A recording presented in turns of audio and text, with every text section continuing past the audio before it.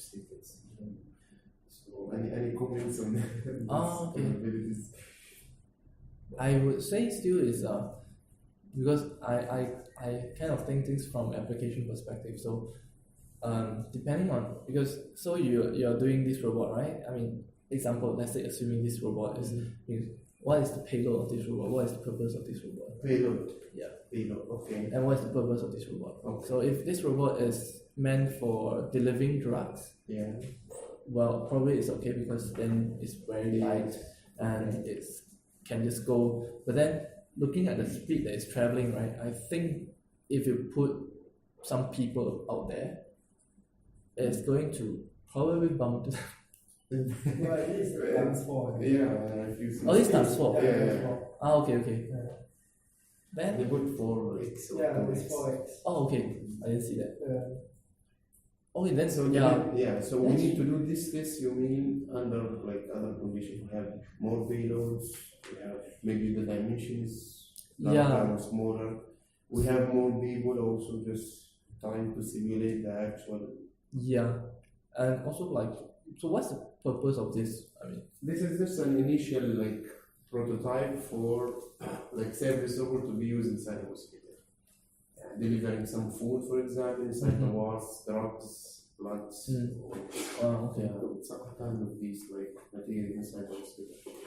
So just if we talk about hospitals, do you think it is really a business opportunity? The market for service robot inside hospital is there? Is it like growing with a fast or big rate? Is it? So if you have a chance to enter this market, you will. Because now you focus only on the reception. Yeah, I think yes, definitely, because I would say there's a lot of things that could be automated in his hospital and environment, because I would take the most basic one is the food delivery, right? So I think there's already robots available out there who's doing food delivery for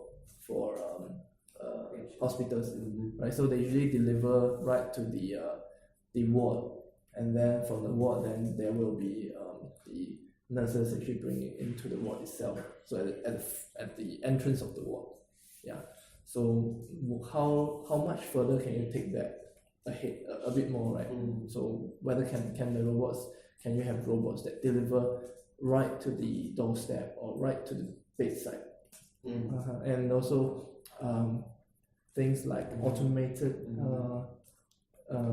because right now there's a lot of checks being done regularly but by the nurses, and if I'm not wrong, nurses always have this they have to bring about this huge I don't know what you call it, it's the computer where they actually it's based on the trolley, and they have to push around to use to record their findings, so your blood pressure, your temperature, so they always have to key in there into their computer, and they have to push that thing around. So I mean, a lot of things can be automated in the sense it could move by itself, and you can do a follower system. I mean, this hasn't been tested. I mean, it's just an idea of it's not it may be a valid business opportunity, it may not, but it's possible to do. So basically, from a mobile robot's perspective, all these things could be turned into automated, autonomous mobility robots, right? So yeah, that's definitely and even I think there has been some prototypes being done on automated, I don't even know how to call it, automated wheelchairs. So wheelchairs that move by itself. Autonomously. Not autonomous, but based on a certain path. Right. Yeah. So it could, for example, I can't move, so I'm supposed to go to clinic E. The wheelchair can drive me to clinic E. Right. So those are something that's been worked on before, with the patient sitting on it. Yes, with the patient sitting on it. Yeah, so it's being done before, and I've seen some of the videos, but I don't know how. I'm not sure if that is a valid you know. Safety might be an issue. What if the patient is It's- faint? Yeah, It's, I would say it's a good idea, but whether is it really useful or not, that would be something. Yeah. Based on like your like company, do you need really like a huge resources and skill to develop such technology, and something can be done now, and this kind of autonomous navigation need certain skills really? Is there enough like expertise in the market, and they do advance these technologies In Singapore? in Singapore? In Singapore, definitely no. There's not enough expertise to work on robots.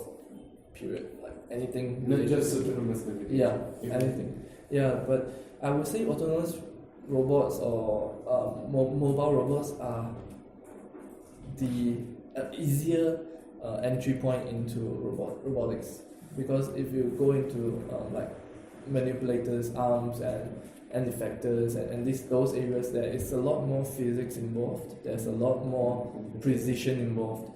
But if you take mobile robotics, it's more mechanical.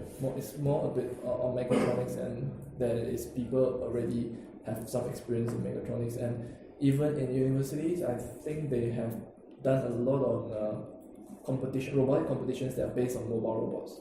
So moving on a line tracking, those kind of robotics have been done for many years. Even when I was in primary school, secondary school, they have been doing it. So it's not something far-fetched. But the algorithm itself is something easy to develop. Yeah, then it comes to the algorithm side. So as long as they are good with programming, so there is open source out there. ROS, I'm sure you know it. ROS is a very it's an open robotics control system, operating system, and it has all those predefined open packages for these purposes. So although it's not like proprietary, it's not very optimized for certain kind of environment, but generally it works, right? Yeah, generally it works. So for general cases where you don't have huge specific demands, it works pretty well. Yeah, so just to build one and make it work for a simple purpose is not hard. Yeah, but for commercialization and for specialization for a certain application or certain environment, then it needs to be tested and refined. Yeah, of course. So this is the last. I don't know if you want to send a message. You want us to send a message to this team or any advice? I don't know what's the recommendation. Any recommendation for them? They are working these autonomous navigations for mobile robots inside hospitals. I think what they've done is pretty well. Yeah. Do they need to focus on something? Direct their research on specific things. They need to focus on a specific component of autonomous navigation. I don't know, based on your experience, if you have a message, we can say it.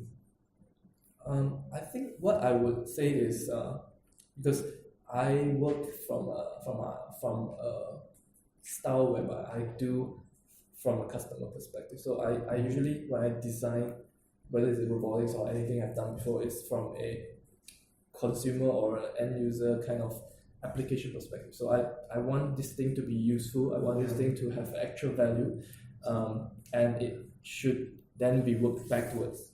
Yeah. So in order to do this thing, what would I need in terms of this robot, right? So what are the parameters? What are the criteria to me? It should be able to fulfill what purposes in order to achieve this particular end target. So I think I don't know if probably they have, I think, to really have a thought about what this is eventually going to be used for. Yeah, probably just I would say is to like do with an end target in mind, right? Because I've seen like some of my partners in China, what they do is they produce like very similar mobile platforms, but they do it for educational perspective. So I produce this mobile platform for you to try, to test, and you can build anything on top of it. You can do prototyping, but then people start to forget what